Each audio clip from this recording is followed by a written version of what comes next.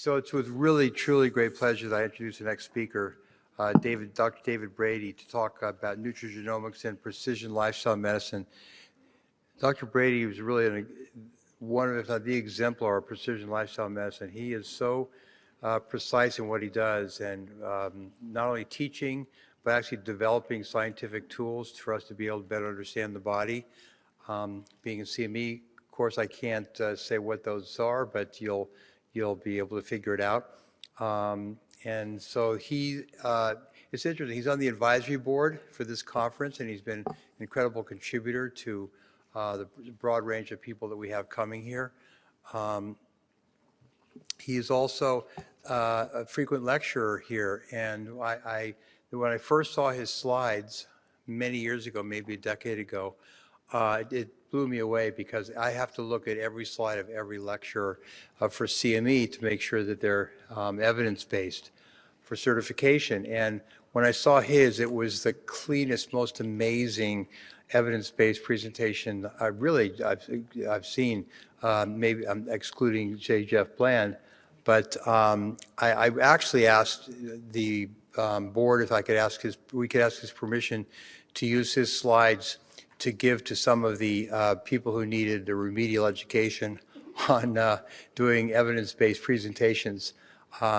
You'll see he's going to be talking about a complex topic and making it very simple for us today with a new tool that's incredibly useful for the clinician. Very hard to figure out on your own. I've tried, and I'm looking forward to learning more about it today. So in terms of academic qualifications, he's a licensed naturopathic physician in both Connecticut and Vermont, and board certified in functional medicine and clinical nutrition. He serves as he's an associate professor of clinical sciences at the University of Bridgeport, and has a private practice in Fairfield, Connecticut, which I've referred patients not infrequently to him for consultations, especially for some of the functional medicine testing and evaluation that we're actually not allowed to do in New York, and has published multiple papers on and textbook chapters including chronic pain, autoimmunity, functional gastroenterology. But that's, I think, the end of the introduction. Dr. Brady is going to speak for himself. So you'll see this is a real treat. So it's a great pleasure to introduce my friend and colleague, David Brady.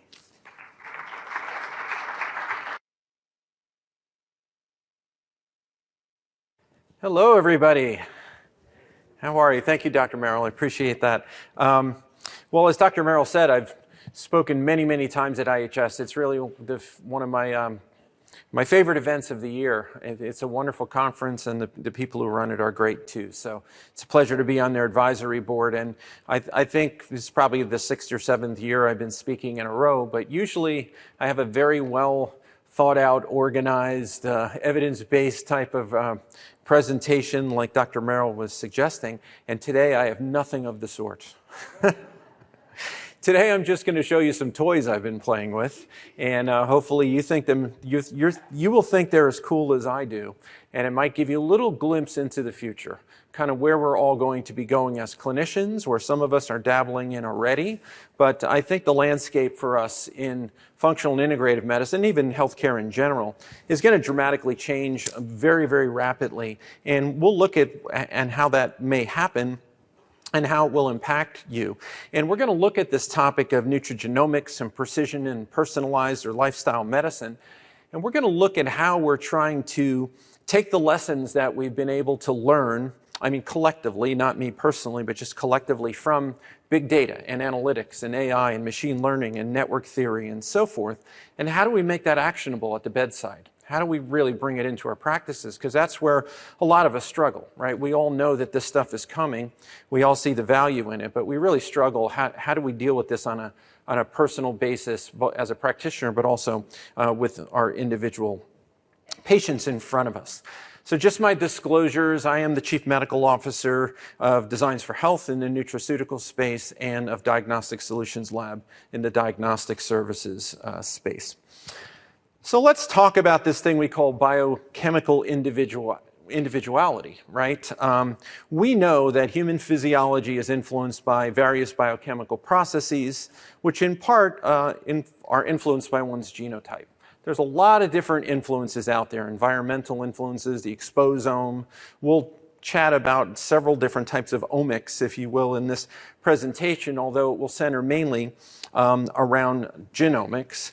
But biochemical individuality is a major pillar in the practice of precision functional medicine.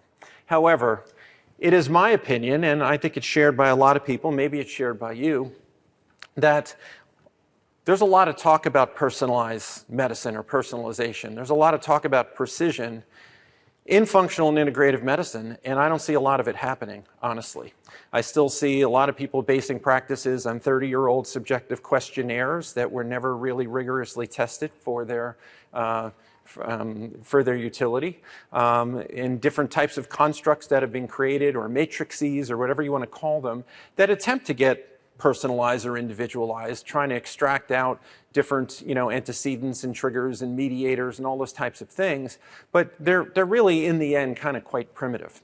And then on the other end, we have all these big data analytics coming out of research, which is also an entirely different thing. So we need to figure out how to truly make integrative and functional medicine models more precise and more personalized.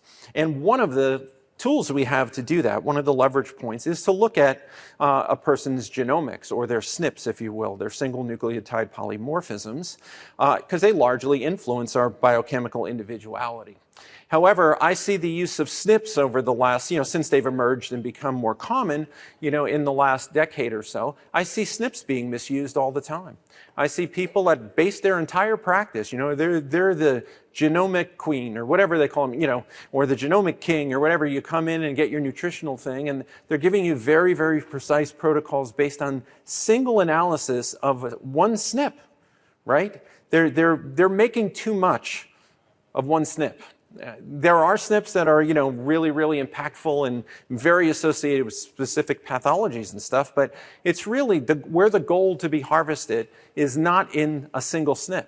It's in pattern analysis of a multitude of different SNPs and a multitude of different metabolic tendencies of an individual. That's where we can really make an impact. So I want to see us move beyond that. And much of what's being used was created not for the medical diagnostic decision-making clinician or this whole space. It was created for direct-to-consumer products, really slick apps with a bunch of SNPs that give you very generalized information in the end. Some basic dietary information, how you should maybe exercise in some very gross way, right? Or maybe one supplement or two that you should take, but it's not really precision, and it's not really all that personalized when it all comes down to it. So it kind of leaves people somewhat disenchanted after they do many of these tests, get the reports back, and then they don't do it. Even do what the simple stuff they're told to do. And one of the challenges is when we start looking into genomics or microbiomics or metabolomics or proteomics or glycomics, any of the omics, right? It can get very complicated very quickly, especially when we're dealing with these big, large data sets, and how do we make heads or tails of it? So complex systems are messy, and humans make errors when they try to deal with them, and we don't have a lot of time. Has anyone had the pleasant experience of having someone walk in your office and plop down their inch-thick data file from a 23andMe? Or a uBiome, right? Hey, look at this, doc, what do I do with this? I'm like, I have no idea. I don't even know what most of those things are, right? So I'm sure you've been in the same situation. It's just not in a usable format, right? Or then you can run it through one of these genetic genies, and then you're back to almost like a direct-to-consumer, kind of almost, it's reduced to silliness. So is there a middle ground? There is, and these tools will get better and better. Is it necessary? Well, when they survey medical providers and healthcare practitioners, 67% of them believe that artificial intelligence has the potential to transform healthcare delivery. But only 10% of them think that their organization is prepared to meet this technological infrastructure, right? That even has the ability to even contemplate such a thing. And only 4% think that their organization is prepared to use AI with the current staffing and in-house expertise that they have. So clearly there's sort of an understood need, but there's a gap in being able to deliver on it. And most of this survey was done with clinicians in large institutions, hospital systems, managed care systems. When you bring it down to the individual practice level, or even the small group practice level, the numbers are even more challenging. So we're going to look at a system that was put together that does enable a clinician to really mine through much of this stuff. And I'm going to give you a little flavor for it. I'm not going to teach you how to use the system per se, and I'm not going to give you a genomics lesson, but I want you to just get a feel and go on the ride with me on the kind of tools we're using and developing and how this may be impacting you going forward. And I'm going to highlight some of the work that was done at my institution, the University of Bridgeport, where I was the vice president of health sciences for about 15 years and oversaw all of the health sciences programming in our healthcare system and the Nutrition Institute. But I brought in somebody who I really respect amazingly, and he's really is, you know, and I don't use this term lightly, he's a genius. And his name is Dr. Peter D'Adamo. And you may know him from the Eat Right for Your Type books and things like that. He's a multiple New York Times best-selling author, and his books are in every language around the planet. But a lot of people, that's all they know him for, and it's a very, very small part of what he's done. And we'll even touch back on that subject again as I go through here. But that's Peter right there. Peter's a naturopathic medical physician. He's an incredibly gifted clinician and doctor, but he's equally as gifted as a computer programmer and medical informatics expert.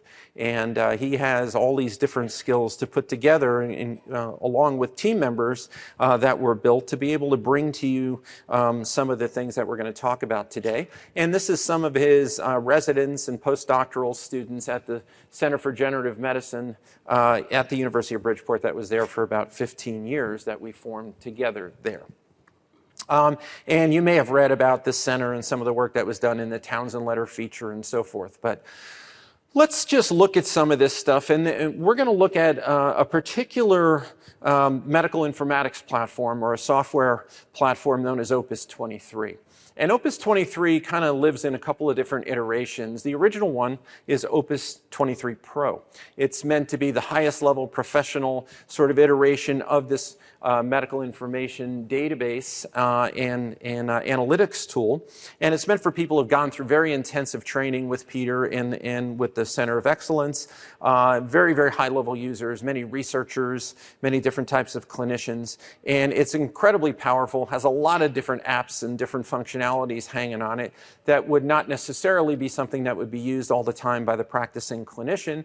And sort of the barrier of entry into it is high, but it has an amazing utility to it. So I worked with Peter, and we worked with him as a team with DSL to try to change the user interface and make it much more utilizable, digestible, and lower barrier of entry for the clinician. But what Opus essentially does is it real-time talks to and integrates with many of the publicly held and available metadata bases out there, such as genome-wide association database, ClinVar, things that attach different associations between genomics patterns and different disease patterns, but also everything from taxon and mesh and dbSNP. And so we know we're all talking the same language when we're talking about different SNPs and different RS numbers that, you know, when you're all referencing the same thing. KEG for metabolic pathways, and Etiome for different etiological type of associations, pharmacogenomic databases, agent IDs. So we know different drugs, different natural agents, herbals, nutraceuticals, they all have agent IDs that can be tagged, and we can then mine associations in the data sets or in PubMed. So the system also crawls real time through PubMed. Right? So it's crawling through the medical databases as they're emerging and literature's coming out, it's staying current, and it's cross-referencing with all the metadata and the different associations that are made in the literature. And some of this is done through automation, and some of this is done through actually human curation with experts that are surveilling these things and updating the system. And Peter has some very skilled people, and the lab has some very skilled people that do this. But before we start, let's just get a couple of terms straight. Genetics versus genomics. Genetics is the study of genes and inheritance. So often genetics assesses single genes within the context of congenital disorders such as cystic fibrosis, PKU, muscular dystrophy, et cetera. So these are really hardwired, like medical genetics type of stuff. That's basically not what we're doing when we're dealing in genomics in our practices. Genomics is more the studies of genes, their functions, and interactions with one another and the environment. So things that you're familiar with are like methyl tetrahydrofolate reductase, SNPs, different epigenetic and epistatic relationships, and pharmacogenomics. And epistasis and epigenetics, they're a little bit different as well. When we use the term, or when I use it today, epistatic relationship, epistasis is the interaction between different genes and their biological products, so protein interactions. Genetic is the interaction between genes, and epigenetic is between genes and the environment. And epigenetic and epistatic relationships are the reason why everyone doesn't have the same outcomes when they have similar genes, right? That there's a lot of different factors that are at play in all of this. And before we start drilling into it, one more thing to remember, and my friend Mark Hyman uses this term a lot, or this little phrase, that genetics loads the gun, but lifestyle fires it. Right? So we know that our genes aren't our destiny. It's the kind of hand of cards we have at a baseline to play, but we need to play them the right way. If we play them the wrong way, then the gun fires and it's a bad outcome. But if we play them the right way, we can stop that outcome from happening by and large with the kind of SNPs and the kind of pathways we're looking at. So, Opus-23 in particular, and including Opus-23 Explorer, which is this iteration I'm going to talk to you about today, unlike most of the other things that you're used to out there, your 23andMe and Ancestry and Genome and other things that are out there, they're meant for the consumer to just swab their mouth, send it in, and get some report back. It's not meant to have a healthcare provider or a knowledgeable intermediate in between to parse the data, to contextualize it, and to report it to the patient in a rational way. Therefore, even from a regulatory standpoint, these direct-to-consumer genetic platforms are restricted from reporting out significant SNPs of pathology and things where it's required to have a healthcare practitioner in the middle, or at least a genetic counselor, right? You don't want somebody getting directly in the mail some kind of horrific information about their genetics that they're going to go out and jump off a bridge, right? I mean, the regulators are very concerned about this. So it limits what those kind of platforms can do. The other limitation fact is they're trying to do these things really, really inexpensively, especially after they monetize the business model. For instance, 23andMe used to do the test for $99, remember, forever, and it had all these SNPs on it. And what they were doing is basically probably doing at the time about $200 to $300 worth of genetic sequencing for $99 to a lot of people. Why would they do that? You think this was a California, Silicon Valley startup. They're not stupid people. They're not in the business of losing money. They were enticing people to give over the genetic information to build a massive genetic database that they then sold to pharma, and that's where they made the money. So that was the monetization of it. It wasn't the $99 a pop. That was chump change, right?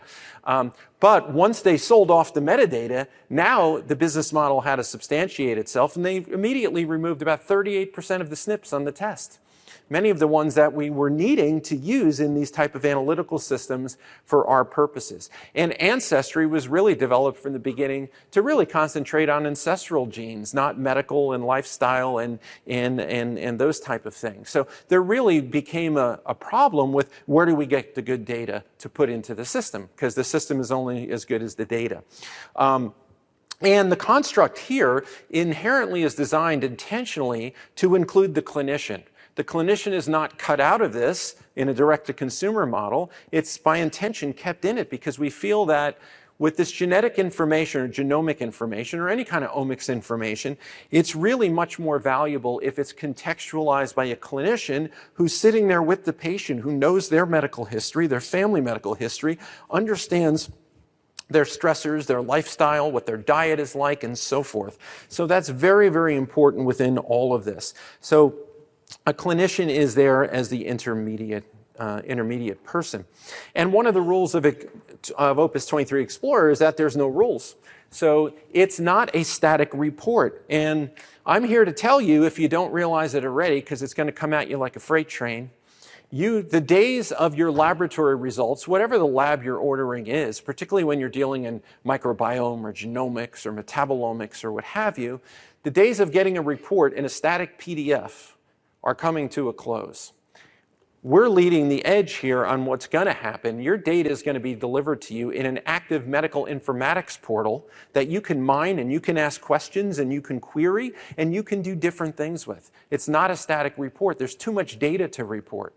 Would you want to get a genomics report with a PDF with, even if you put nice little color graphics and visual analog scales and all these cartoons they put on them, right? Do you want to get one that's 67 pages long?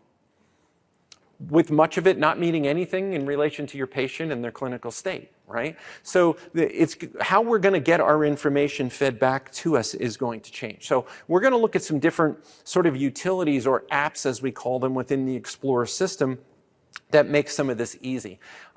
Now, we solved the data issue by actually developing at DSL our own chip. So our own sequencing technology, well, it's not our own sequencing technology, we're using the latest very high-end genomic sequencers, but it's a customized chip. And the chip actually assesses over 900,000 SNPs, including all the ones that were deleted from the direct-to-consumer platforms and including ones that are considered medical or diagnostic. So over 900,000 SNPs the data set contains, but in reality, right now, today, only about 6,000 of them are really useful to us because those are the ones that we really know a lot, at least enough about to consider and to look at them to potentially take action on them. And of those 6,000, about 2,500 of them are really the highly curated SNPs of clinical interest to like a functional medicine clinician. About 700 or so are pharmacologic, so how you relate to different drugs. Are you likely a responder, a non-responder? Are you likely to have a big impact from a drug or no impact at all or suffer side effects from it? And then about 3,000 of them are of importance in the data sets like the GWAS and ClinVar. In other words, certain characteristics seen in the genomic profile as it relates to different disease prevalence. So we're going to take a little look now in the system, and there's two ways to drive it, and we created it that way on purpose. There's the way to drive it stick shift, meaning like you're making many of the decisions and curating things as you go, and this gets easier as you use it, just like anything else. There's a bit of a learning curve, no matter how simple we can try to make it, and then I'm going to show you how you might be able to drive it in automatic mode, if you will.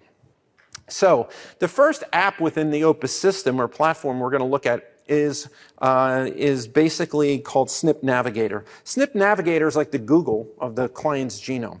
It's a highly flexible search engine across the client's complete SNP database, and you can filter it by risk, type, magnitude, effect, many, many different ways. So this is the first screen where I have a lot of static screenshots out of Opus that I was working with a data set that I'm going to show you just so I have a very organized flow, and then hopefully we'll have a little time, I'll jump online and we'll actually bring it live and show you it, and we can ask it questions and things like that.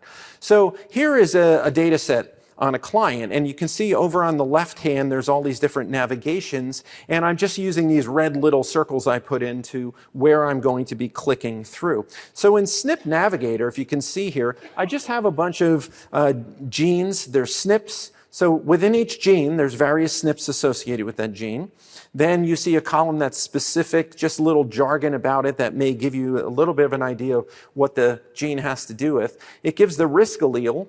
It gives the type. Is it a risk or is it a benefit? All these are risks showing up so far, so they're orange and they have an R in them, but there's beneficial SNPs too, and they would show in green with a B. And then the client's actual data. You'll see just the first three here. The person on the first one is null. They don't have the risk alleles at all. And then the next one's heterozygous, the next one's homozygous, just so you can see how those look in the system. And then there's a magnitude rating, which is how these are listed, by their impact or their likely function or the level of evidence in the data, in medical literature, and then some keywords. And this is a scrolling page. You can scroll down and down and down and down through all these SNPs, okay? You're just seeing one page here. So in this kind of form, it's not really that useful. But watch. If I'm concerned with the patient based on their clinical history, let's say, and let's say they have hypervigilance, right? Let's say they have anxiety, they have panic, they have insomnia, or they have PTSD, or they have fibro, or they have IBS, or something like that, I may want to take a look at, what's going on with this person's catecholamine-related genomics. All I do is type in the search box catecholamines, and now the whole thing is sorted by just the genes related to catecholamine metabolism. Okay, so you'll see all the different COMT coming up first, and MAOA, and then on down through the line. Now, you may want to look through here and say, okay, well, I'm not really that sure what COMT really is. I've heard about it, Click on it. If you click on it, up comes an entire tutorial on COMT, right? So you can see here, catechol methyltransferase catalyzes the transfer of methyl groups from S-adenosylmethionine to catecholamines, including the neurotransmitters dopamine, epinephrine, norepinephrine. And the O-methylation results in one of the major degradative pathways of catecholamine transmitters. So this is how we cycle them out, right? And we're making more. We have to keep a balance of them. So if there's problems along these pathways, you can get neurotransmitter imbalances, and it can relate to clinical disorders related to that. So if this seems to resonate with the person in front of you and their clinical situation or their family history, whatever it may be, you may elect to curate it. Curating it means you click the curation button, it goes to the patient's client-side report. You're adding it to the report for the patient, okay, that you're going to talk about. So not everything you see will be generated to the patient, right? This is a very large data set. We need the clinician to kind of figure out what makes sense for this patient given their scenario. Now, the description here of COMT may be too heady, right? This is for the doctor. But if you want to see a simplified version, let's say for the patient, then it transforms it into simplified language. Basically keeps it easy. COMT gene helps break down the neurotransmitters dopamine and epinephrine. A defect due to certain variants in COMT will cause higher levels of dopamine due to slower breakdown, which can contribute to anxiety, insomnia, and individuals may have mood swings and so forth, right? You can curate this description to the client-side report so they can look through that. So then once you're in the gene COMT, you can see that there's a multitude of SNPs reported, and this system will go in a much more robust, complete analysis of different SNPs related to genes than you're going to see on a static, what we're used to, like a toxigenomics panel, right, or an estrogenomics panel. These are small little collections of SNPs or genes with limited number of SNPs that we're used to on these static things. We're dealing with a much bigger data set right now. So you can see this person is hetero on this COMT SNP right here. And if you don't know what that SNP is, you can just click that and this whole screen scrolls and tells you everything you'd ever want to know about that specific SNP, including what kind of agents would modulate it. But this is all cool, and you can parse this a million different ways, but where it really gets interesting is when you get into more high-level analysis like network mappings. Network mappings are networks and biochemical pathways embedded within the clinic, within the client's data. So it allows you to really contextualize everything across metabolic pathways. The color codes are there: orange for homozygous risk alleles, yellow for heterozygous, gray for null or not represented in the client's data. A directional arrow means that's the way metabolism is going. A transverse line is an inhibitory effect. A line with the circle means you're dealing with a molecule metabolized by the gene or produced by the gene. So when we get into network mappings, you'll see a list generated here, and this is just a partial list because, once again, the screen keeps scrolling down.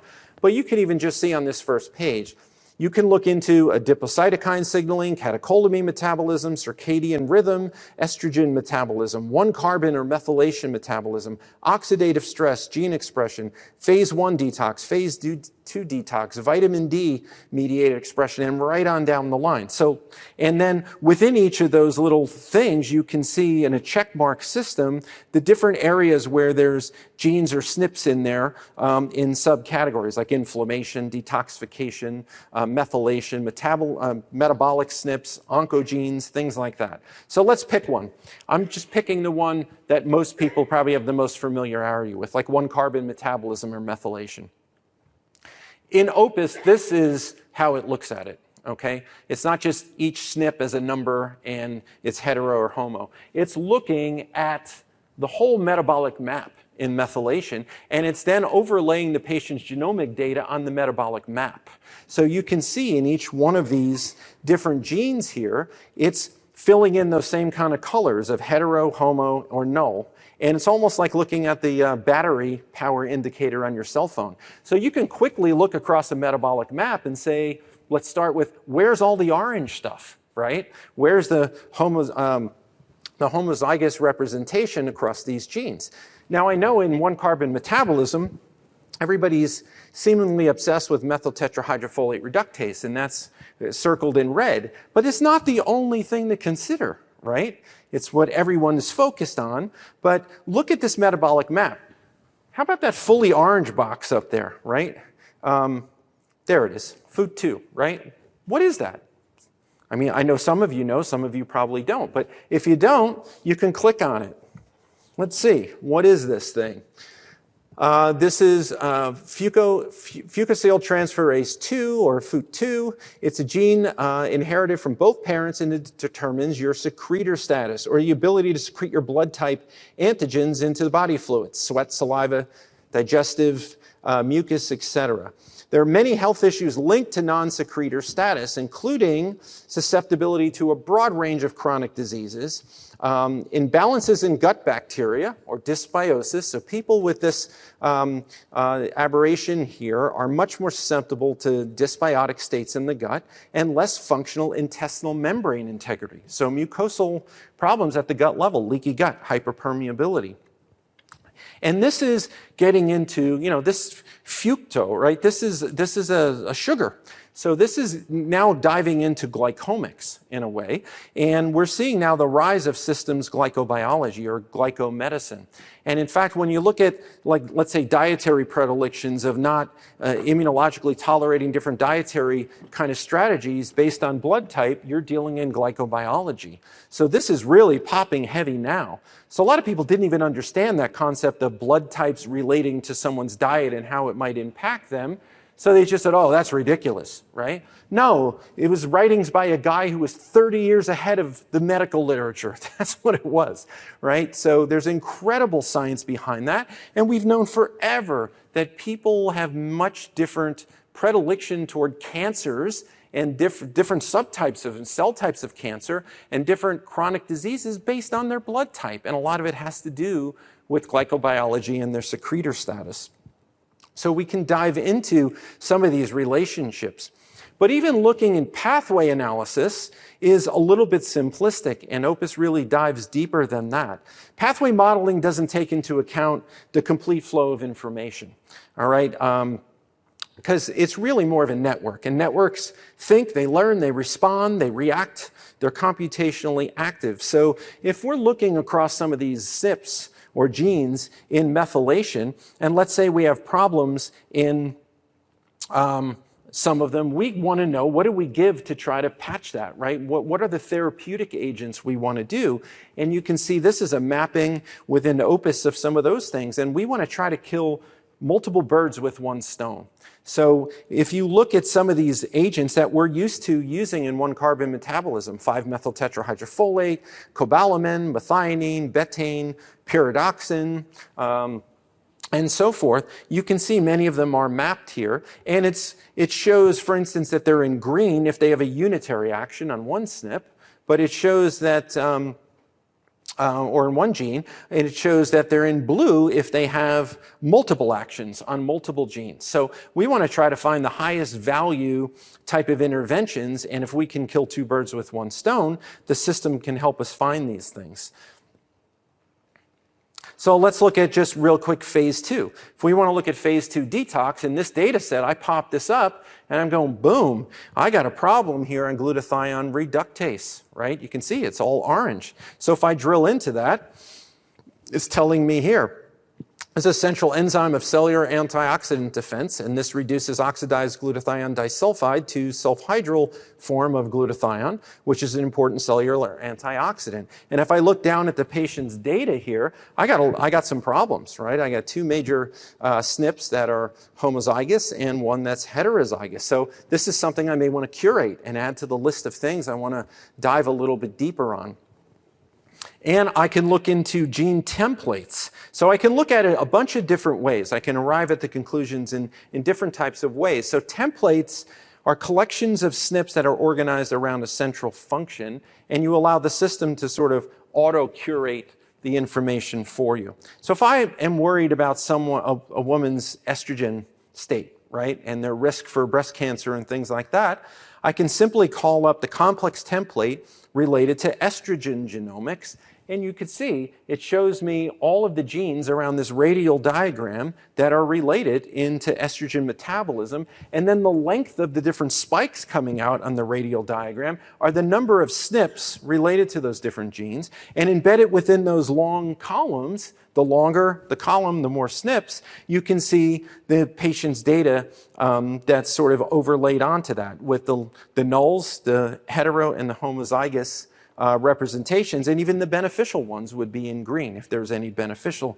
SNPs there. So I can quickly look down through a lot of different complex templates and figure out where the patient's genomic problems are in which different types of domains. And then finally, we'll look at multi-SNP macros, and then I'll start looping this together for you. Multi-SNP macros are really important if you're really trying to determine what is the highest level targets. You can't just go one SNP at a time and look at it myopically. And what Opus will do is use network algorithms and say, if X SNP is present in this state and Y SNP is present in this state, then we might have outcome Z, right? And that's what these other static kind of reports are not very, very good at doing. It's a very important tool within Genomic Insight and Opus-23 Explorer. It allows for better clinical decision making, and it lets you just leave that one SNP, one disease correlation kind of reductionist thinking. An example of this is let's go back again to methyl tetrahydrofolate reductase. You can't just look at one SNP. You need to look at the combinations of the patterns in the SNPs to really know what the metabolic impact is. For instance, if you're like this patient's data here, they are null on this C677T, but they're hetero on the A129-8C. When you kind of network that together, this results in about an 8 to 10% enzyme reduction activity along that pathway, and even more for children. But you can stratify this across all the different permutations of the different SNPs on that pathway and get a relative indication of where the patient's functionality is likely to be. Then we're pivoting and we're turning then often to the metabolome or the proteome or organic acids or whatever it may be to look at the actual functional impact of what we're seeing genetically. Then on prescriptive tools, we can go in and we can run the patient's genome or their data set against drugs. Right? So this patient, let's say they're on a statin drug, they're having pain, muscle ache, fatigue, and they're just not doing very well. We can just pop their data set in, and in the search box in the pharmacogenomic database, I put in statin, and look what pours out. I find out that they're pretty decent from a genetic standpoint with toleration of statins and the intended effect of statins, but I would probably avoid rosuvastatin, or I would look at the dosage of rosuvastatin. It might be a good choice because they have a greater response to that drug therapy, but they're more likely to be overprescribed it because of that. So if they're on 40 milligrams of that statin, that may be why they're having the side effects, and they may be able to take 10 milligrams and get the effect that someone else may need 40. So you would never know that without mining this. And also in the natural product side, if I'm looking down through their genomic data, we can come up with natural agents that have the highest target value on as many of their SNPs that have dysfunction as possible. So we're coupling not only the genomic data, but also the reported medical literature in PubMed on these different types of relationships. So if you look here, this is just a patient's data set. I didn't pick any specific SNPs or genes or any specific functions, just let their whole data set out there, and I ran the natural agent query, and when it's run, you can see the different types of natural agents coming back, and curcumin leads the list in this patient. And you can see, we even have all the numerical data if you want it, the number of genotype hits that the system made in connections. So all the different SNPs that there may be an impact of curcumin in this patient, but functional hits, what kind of different functional pathways, gene hits, it's actually at the gene level, and then PubMed hits, okay? So you can really find high-value agents for these specific individuals. But I must tell you, if you run their whole data set and you run it patient to patient to patient, you'll see a lot of the same things leading the list. You'll see curcumin, you'll see resveratrol, you'll see vitamin D, you'll see omega-3 fatty acids, you'll see quercetin. Why do you think you might see it in so many people? Because Opus doesn't have favorite nutrients. It doesn't have their favorite herb. It just is what it is. It's a number. The nutrient, the herb, the nutraceutical, it's a number in the system, and it goes out and pings all the databases and tries to figure out where's the evidence on these for different things. So it's just reporting the hard, cold facts, okay? So why does curcumin often lead the list? Because it's had the most research on it of anything in nutraceutical land in the last decade, all right? It has the most volume of new literature, so it's rated higher. All right, so I don't run the natural agents on the patient's whole data set because I usually get similar information. I want to drill down to what I think is most impactful in that specific patient based on their whole medical history. And here's curcumin to Opus, okay?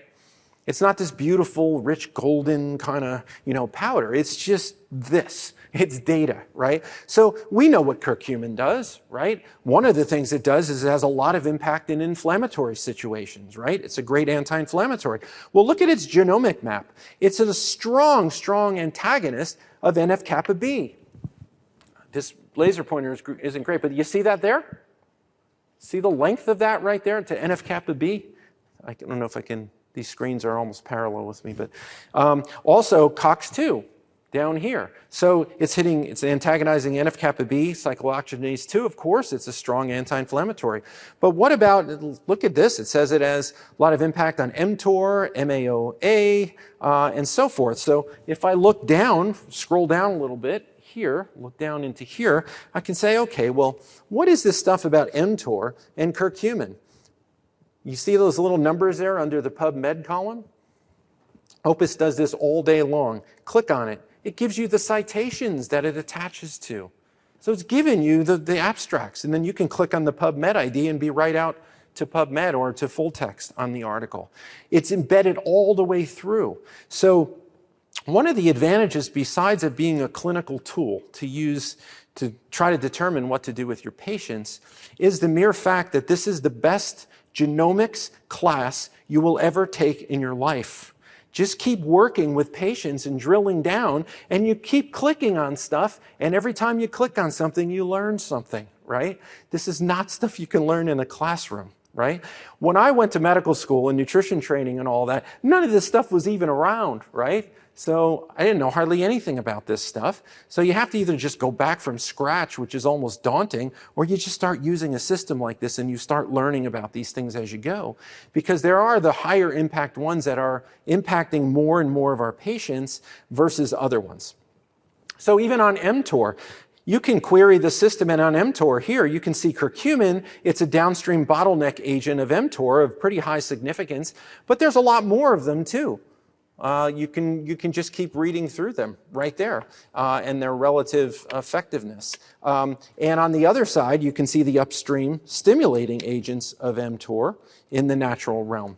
So you can go really get very, very precise with your prescriptives based on the patient's information. You can even do it a different way. You can go into Logos AI and use AI or network theory to try to find out what is the highest impact natural agent that you can use to affect the specific genes you're trying to affect in very specific ways. So this is truly precision medicine, utilizing requisite variety, which is part of how you do network analytics.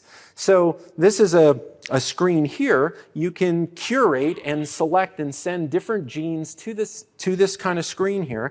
And then through these radial buttons, you can pick various genes to downregulate or upregulate in a strong, moderate, or weak manner, right? And you can build different sort of matrices on what you're trying to accomplish and then run it, and it'll tell you what natural agents to use and the most efficient way to hit all those targets you're trying to hit. So here's one of our genes in one-carbon metabolism or methylation, one of the ones that's sort of the poor stepchild, right? It's not the methyl tetrahydrofolate reductase, that's the star, right? But this is a very, very important one right here. And hey, what is this? Well, this is a mouthful. 5-methyl tetrahydrofolate homocysteine methyltransferase reductase, right? That is why they call it MTRR, right?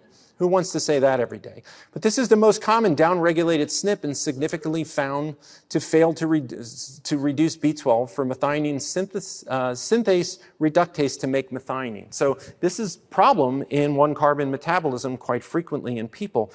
And here's our little diagram again, which I showed you on a previous slide. If I want to try, if the patient has problems like I do in both of these genes, you're wanting to find the natural agents that are going to make an impact on both of them. So in this case, 5-methyl tetrahydrofolate, a methyl donor like betaine, maybe methionine, B12, or some form of cobalamin, and pyridoxine or P5P, they would all be good choices. But check this out. In my role as a product formulator, at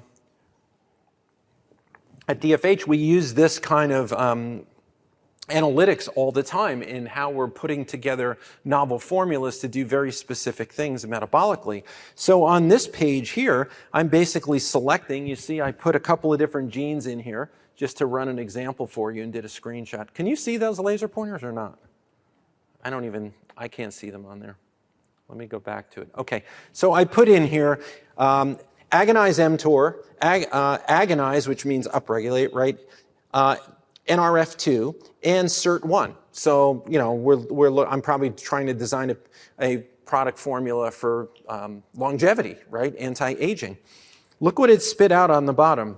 Resveratrol, nicotinamide riboside, omega-3 fatty acids, nicotinamide also, you wouldn't use them both, right? But it's hitting different PubMed and different evidence bases on nicotinamide riboside versus nicotinamide, Mediterranean diet, berberine. So if I wanted to try to start putting together some sort of formulary product to hit these different genes in the way I want to, I can query the system to tell me what to use, right? And it's all linked to different evidence in the database.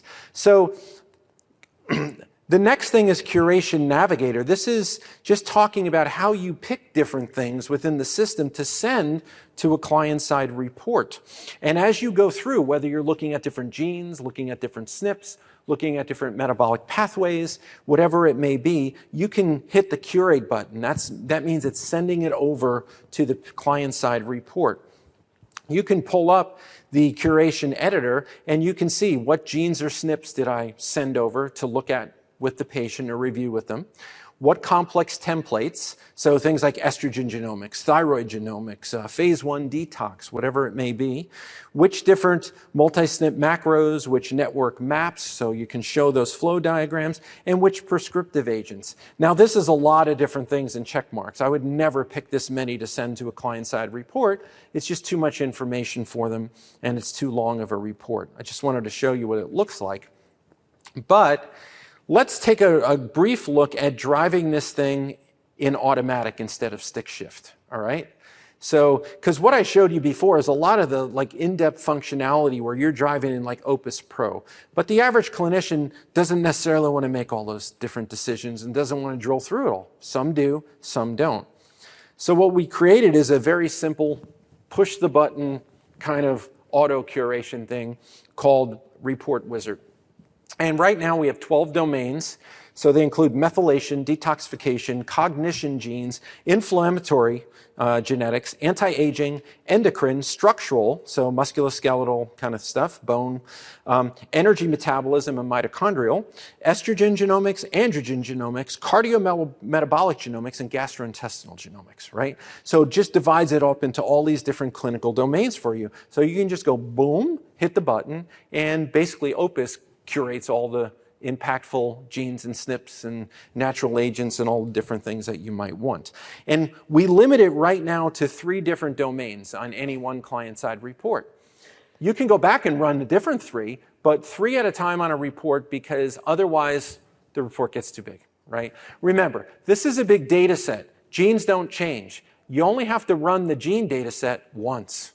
There's no retesting. It doesn't change. What changes? What we know about them. Right? The medical literature emerges, the data sets change, different connections are made. Once you have the data set, it lives forever. You can keep coming back and mining it in the system. Let's say the patient develops some other symptoms or something pops in their family history that wasn't there before. You can go back and run the reports on that stuff or the genetics. You just take one bite out of the apple at a time, okay? But think of this. How many times have you run a detoxigenomics panel?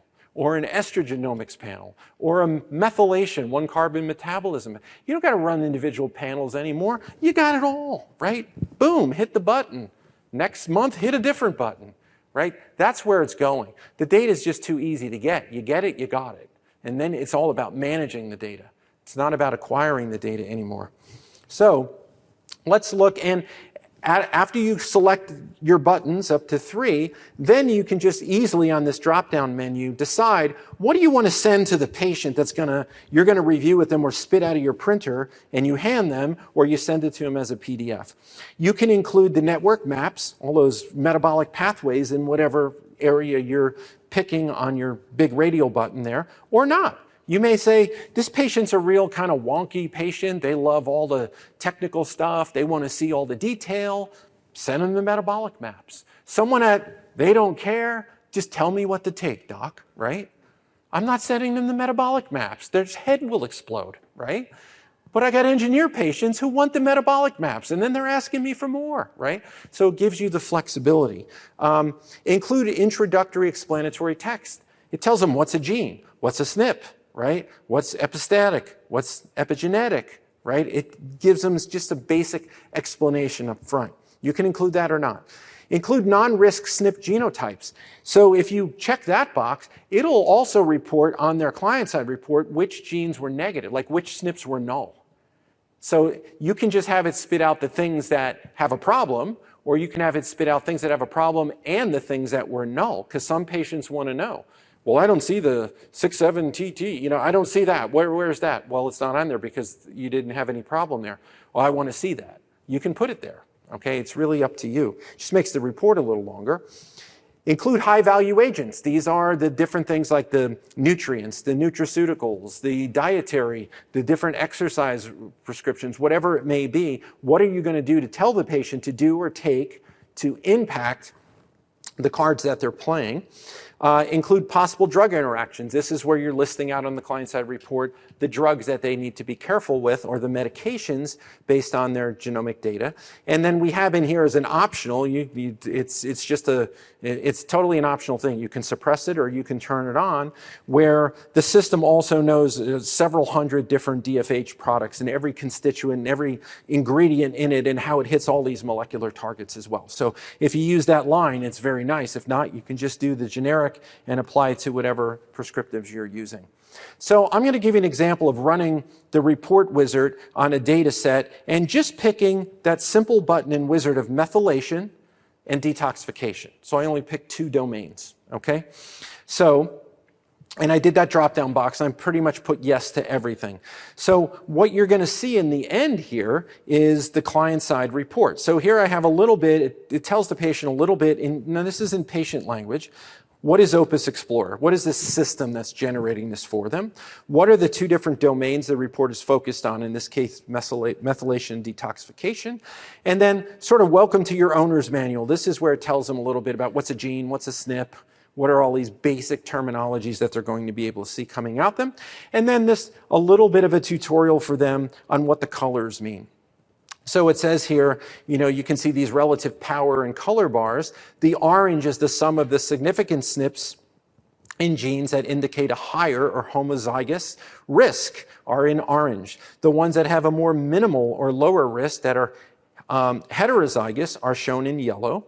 The ones that are null are gray, and the ones that are beneficial, that impart a benefit, are in green. So they can understand that as they go through the report. And then in the first section, detoxification. It shows the radial diagram of detoxification genomics, all the genes around the outside, and then all the different sort of radials are the number of SNPs in these different categories, and it has the colors plotted on what their data is like. Sorry, hit the wrong button there. Okay, so then as I go forward, it'll go into each of the genes of consequence in them. So it tells them a little bit about the gene, gives them the power bars up top, and then actually lists all of the different relative SNPs on the bottom and their specific results, and a little bit of text or keywords about it. And these are the discussion points. You can sit down with the patient and talk to them about, hey, COMT, this is basically what it does. This is why I'm concerned about this with you in your clinical scenario, with your anxiety, with whatever, and this is why we may be doing something to give you prescriptively to modify the function along this pathway. Here's glutathione reductase. They were homozygous here in one of the SNPs, so this may be something where we're giving them glutathione, or we're promoting phase 2 detoxification more globally, or we're trying to do something to limit their toxic exposure, whatever it may be. And I chose to put the metabolic map for detoxification on here. So it shows them. So I find them useful. I can say, listen, you don't need to understand all this, but look, see where I'm narrowing in on your genomics of detoxification? Look at that box up there on the top that's all orange. That's telling me that's where there are problems. And that's that gene we just looked at. Homocysteine, I can pivot to that. And we can talk about what homocysteine is, what one carbon metabolism is, how homocysteine is a risk, how methylation defects can affect their health, and it's the same thing. And this person here's methyl tetrahydrofolate reductase, and their actual data being displayed, and I just drew arrows to instead of just the RS numbers. A lot of people are more familiar with the C677T for the RS1801133 and the A1298C for the 1131 RS number. So you can see in this person here, they're homozygous at the C677T, they're hetero at the A1298C, and in the other main one carbon or methylation SNP here, the MTRR, they have some dirtiness as well. So when you matrix this all together, where do they plot in the multi-SNP macro? Significant downregulation, 60 to 70% reduced enzyme activity, right? This is someone saying, listen, this is an impact. We need to do something here. This is why I'm giving you 5-methyl tetrahydrofolate, or this is why I'm giving you, homocysteine supreme, or fill in your product that you use, whichever one. Then they have an understanding of that, and then the metabolic map for homocysteine genomics. And then you can send out just the generic natural agents to the report if you want. And if you look at this, you see the relative power bars in blue. This is the strength of the recommendation out of the Opus database in this patient's 2 domains that we picked. And you can see here in homocysteine pathways, look what's leading the list: folic acid, right? And then riboflavin, betaine as a methyl donor, omega-3, resveratrol, omega-6, pyridoxine, cobalamin, right? 5-methyl tetrahydrofolate. Now you might say, well, why is it ranking 5-methyl tetrahydrofolate number 9 and just B9 folic acid number 1? I know that I should give them 5-methyl tetrahydrofolate, right? Not folic acid, not synthetic folate that's in, food supplements and cheap cheap nutritional supplements. Why is it ranking folic acid higher than 5-methyl tetrahydrofolate? Anybody want to know? There's about 100 times more research through the decades on folic acid and homocysteine than there is 5-methyl tetrahydrofolate, right? So this is where you need a clinician's mind too to go, oh yeah, I get why, but I'm going to give them 5-methyl tetrahydrofolate because that's a better form, right? Opus is not going to make that kind of decision. It's going by the data. It's a data-driven animal, right? We need to put the sort of the human touch on top of it. And then you can report to them their drug, genomics, and the tips for curation. If you are driving at stick shift and you're making these selections and these decisions as a doctor or a clinician or a nutritionist, a couple of things to remember. Clients don't really understand SNPs. They understand genes. So when I talk to them, I try to keep it at the gene level, not the SNP level, okay? The SNPs get into the weeds too much, even more than the genes. Number two, don't overwhelm them. More is not better. Take it in chunks. I would even recommend even doing one domain at a time. Just deal with their cardiometabolic genes, or just deal with their detox genes, or whatever you want to do. Don't do it all at one time.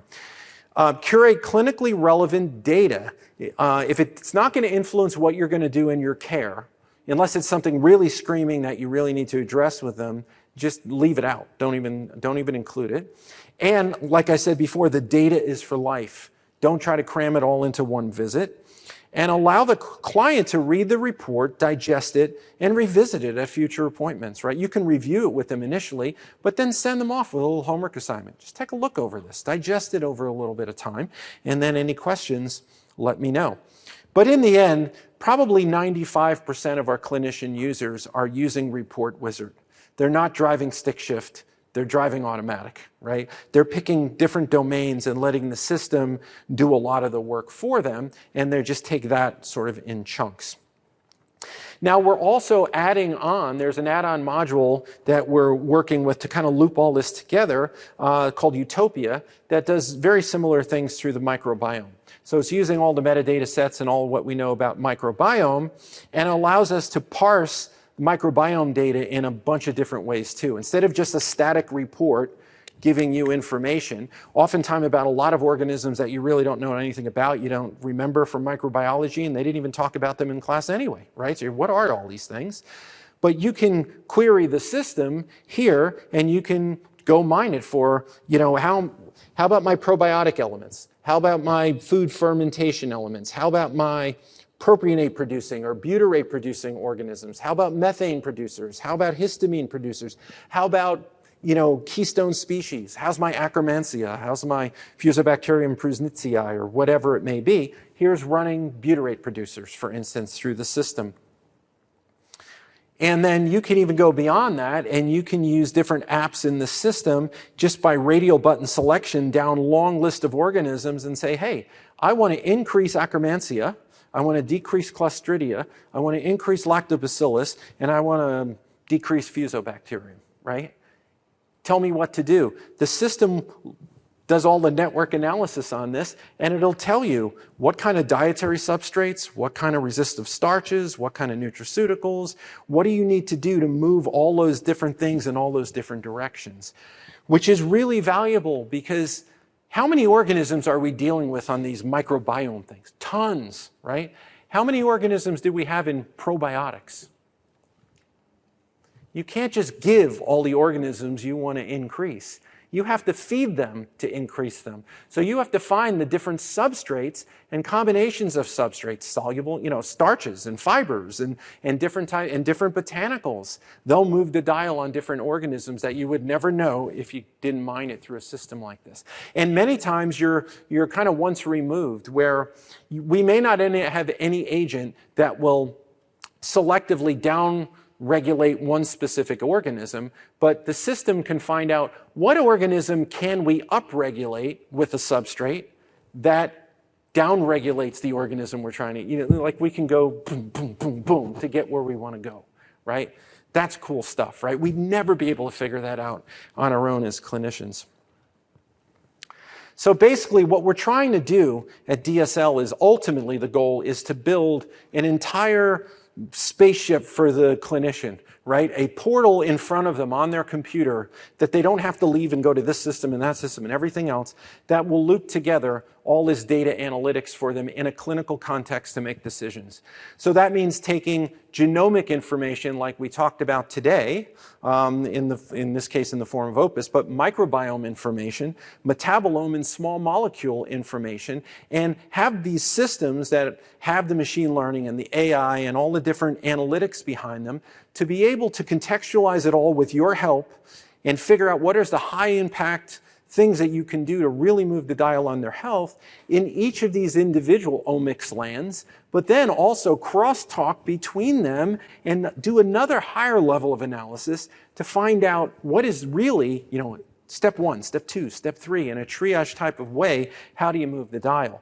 And it's really going to become, I think, easier and easier with these tools. A lot of this stuff isn't even a invasive type of collection. SNPs is just buccal swab, right? Microbiome is poop, right?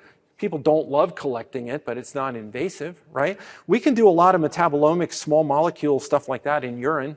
For some of it, you have to go to serum. So when you have to put the needle in the arm and draw and spin, then you're getting a higher barrier of entry to many clinicians. But the ultimate thing is to loop it together. And this is really going to be the future. So welcome to it. And we want to make sure you stay in the future lane, not the past lane, because this stuff is going to move very, very quickly. So if you don't mind, you want to indulge me for a minute, I'm going to go out into Opus. And instead of static screenshots, I'm going to just show you one or two little things that may be neat.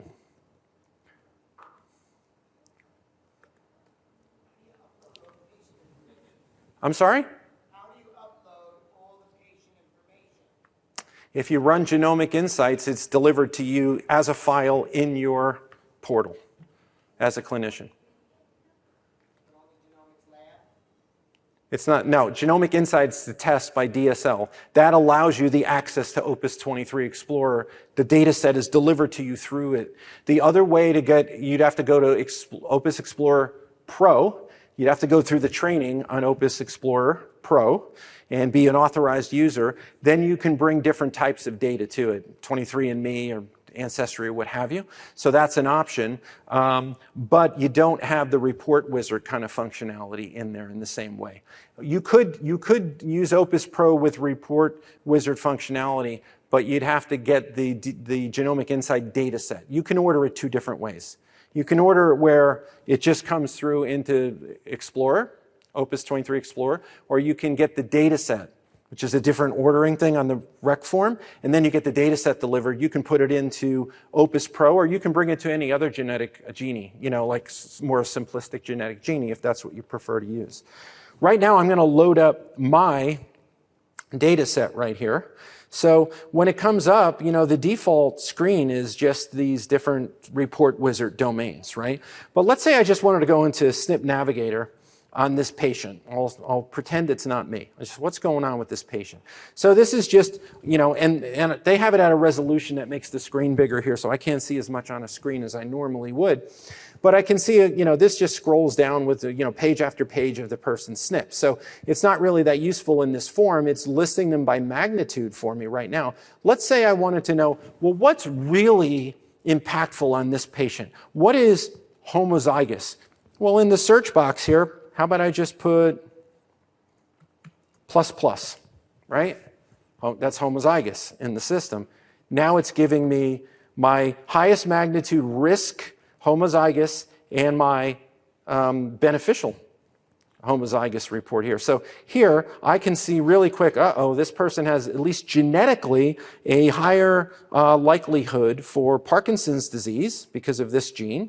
I may have some trouble with the BCO1 converting beta carotene to vitamin A.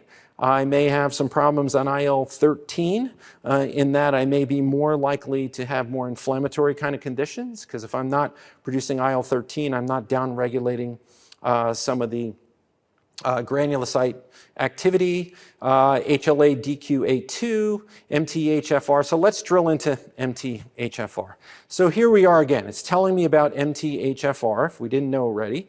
but it's drilling deep into the sub-SNPs of MTHFR, and it's giving me some conclusions here. Do I have the kind of pattern analysis that would mean I have an MTHFR polymorphism pattern that would affect my homocysteine levels directly? The system is telling me unlikely, false, right? But I do have the kind of polymorphisms that it would affect enzyme activity to some degree. I would not have an increased toxicity to methotrexate. But if I go down and just look at the SNP data here, you can see on C677T, I'm homozygous. And the other one you're used to seeing is A1298C. Right here, I'm heterozygous. So if I keep coming down, these are all literature citations you can pop out to if you want. But look at the agent fingerprint expression here for methyl tetrahydrofolate. It's showing me the different relative strength of the different agents I might want to use. You can see here folinic acid, betaine, riboflavin, methionine, cobalamin, right? So all the things that we know to use. And all of this is clickable. You can, if you click on that, it'll tell me about folinic acid, right? If you really want to know what that is, you weren't sure. See, it kicked me out real quick. So if I come back here and I say, okay, well, you know what? I'm not sure I know too much. What is this 5-formyl tetrahydrofolate, right? I can go learn about that, and it gives me the genomic fingerprint on how that is affecting. And I can go out to PubMed, and I can read some of the biggest papers that the system is looking at to make these conclusions. It's really cool. I mean, do you have a system in your office that can do this, by the way? Anybody?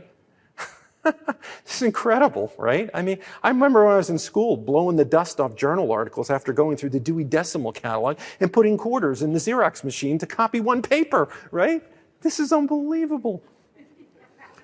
Yeah, I'm nerding out on it. It's just unbelievable, right? So let's say on this patient, I want to look at it a different way. I can go into network mappings, right? And if this patient's, let's say in the blood work, their homocysteine came back high, and I'm like, well, what's going on here? Well, let's dive in. Let's look at their 1-carbon metabolism this way. And we can look at the network map like I showed you before. Or my favorite way is actually go into syndrome templates. I can just scroll through these, and I'm looking for big orange spots, right? So in here, I might drill into these a little bit. Or, you know, just to keep it on theme here, you know, I can come down and in homocysteine, I got some high power stuff with orange. I can go in there and I can back around it the other way and drill in that way. Okay, so there's a lot of different ways we can go, but let me just run a report wizard to show you what that's like. So what do you want me to run the report wizard on in this case? Detox. Okay, let's run it on detox. And I'm going to include network maps, include introductory explanatory text, include non-risk SNPs, include low magnitude SNPs, so the ones I'm negative for, and the ones I'm negative for and the low magnitude ones, not just the big high value ones. I'm going to include the natural products as a table.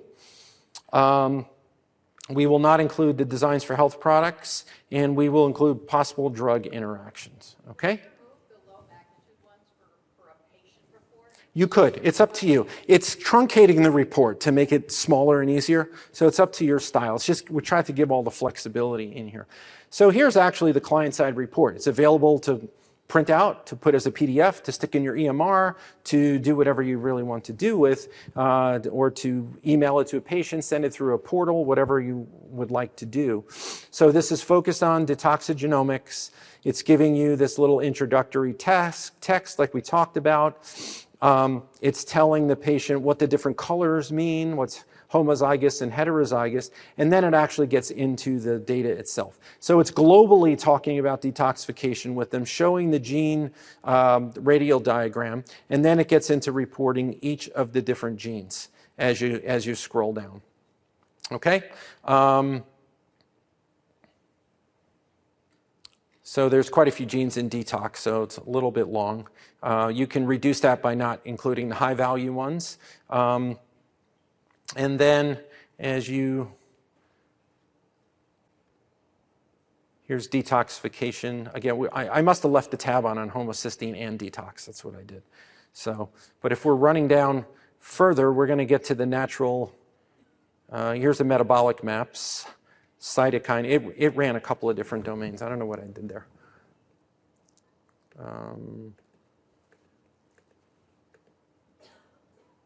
Okay, let's run this. What's interesting here is I noticed something, let's see. There's detoxification again. And then it'll go, once through those, to homocysteine, which is really methylation, one-carbon metabolism.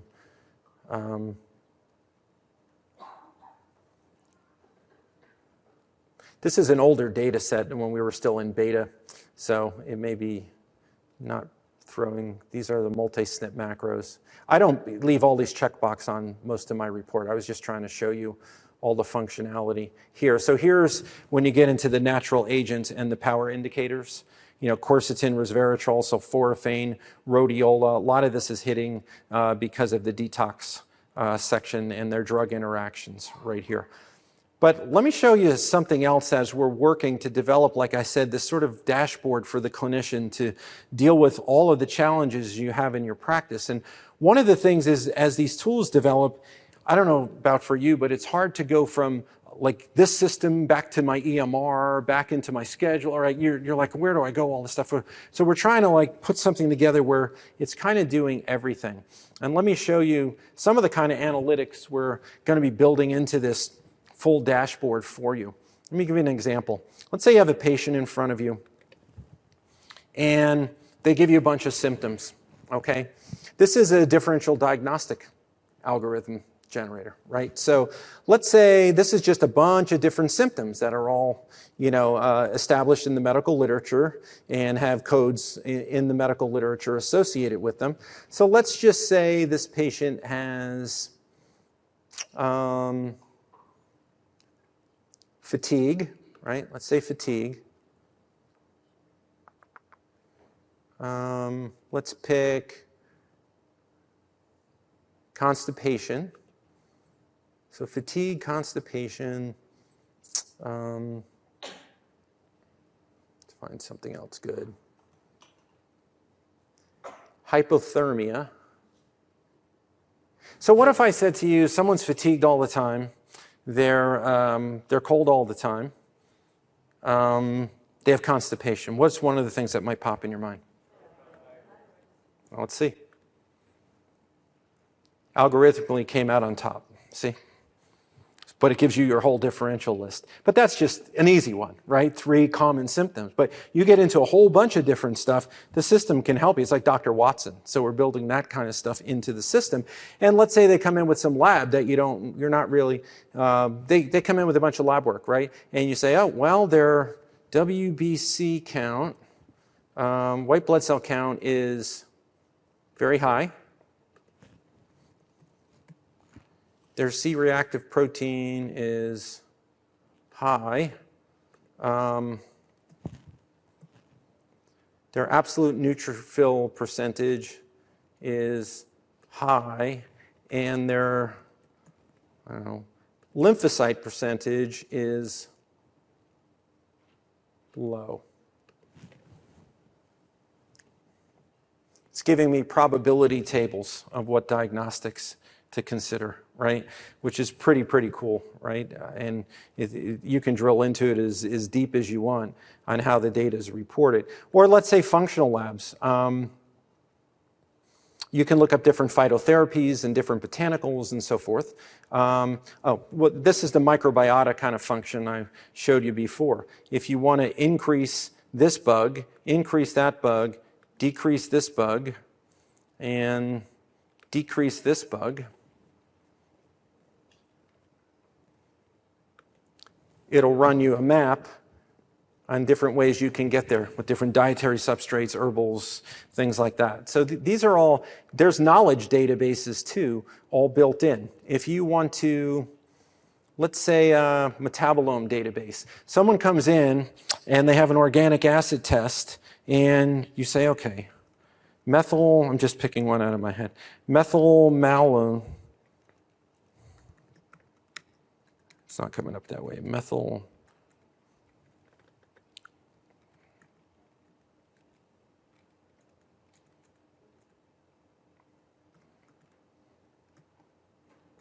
Methylmalonic acid, there it is, okay. It'll tell me everything about methylmalonic acid and then give you where you can get these diagnostics and all those kind of things. So it's just a really, really nice, we're trying to build as many of these features in. The other day, Peter and I were playing with coronavirus. So we were running data sets on what kind of drugs and what natural agents have any of the characteristics that we know in the mechanisms of action and acting on the genome that would be potentially effective against coronavirus, right? So you just run these through and you're seeing all these different nucleoside analogs, protease inhibitors, all the drugs with VIR at the end, right? Reverse transcriptase inhibitors, neuraminidase inhibitors. So these are the drug agents, but also look at all these traditional Chinese medicines that are neuraminidase inhibitors. They're already in clinical trials on these in coronavirus in China, by the way, on these different natural botanical agents in traditional Chinese medicine. And then further down, we'll get into the nutraceutical type of things. There's larch arabinogalactan, garlic is a neuraminidase inhibitor as well. So this is really cool stuff to have at your fingertips on your desktop. So that's just a little preview of some things that are going to be coming down the line as we build this whole sort of search engine for you guys to be able to play with and use on your desk and manipulate the data that's delivered to you. So once again, wasn't trying to teach you genomics, wasn't trying to teach you how to use the system. I will actually be doing a book signing at the DSL booth. They're giving away my FibroFix book. I'm signing it. If you want any more information on Genomic Insight, Opus-23, how to access it, you can ask those guys. They have a lot of training, a lot of webinars. And if you want to go even Opus Pro in a totally different way, Peter Diadamo's group can facilitate that as well. So thank you. Hopefully it was useful to you. And I'll stay around here for about 5 minutes with some quick questions. And then I got to head over.